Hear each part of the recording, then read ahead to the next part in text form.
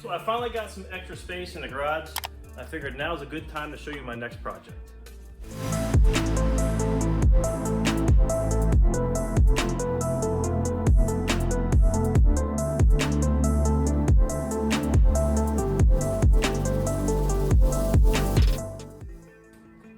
Over the last few months, you may have seen I've had a bunch of extra parts kind of floating around in the background, including this Audi 4.2 liter V8 and two different transmissions. One being the automatic transmission from that same motor, which is for an all-wheel drive setup, and the Porsche Transaxle, which is a 5-speed from a Porsche Boxster.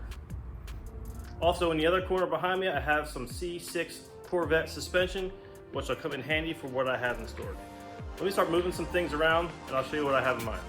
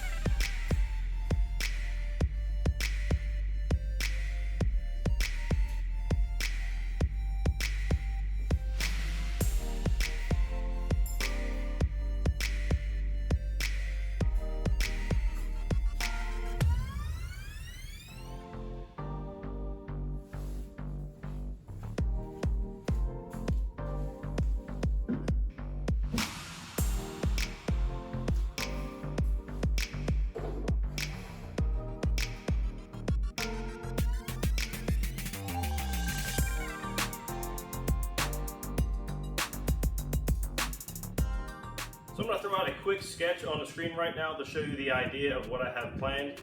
You can see here it's the same thing, that way I have it set up here. I just added some tube structure, and this is kind of how it's going to look. So from this point, I do not plan on building this car on the ground. I've made it basically a frame jig. So I'm going to get all this cleaned up again, and I'll bring in the frame jig and I'll show you how we're going to do that.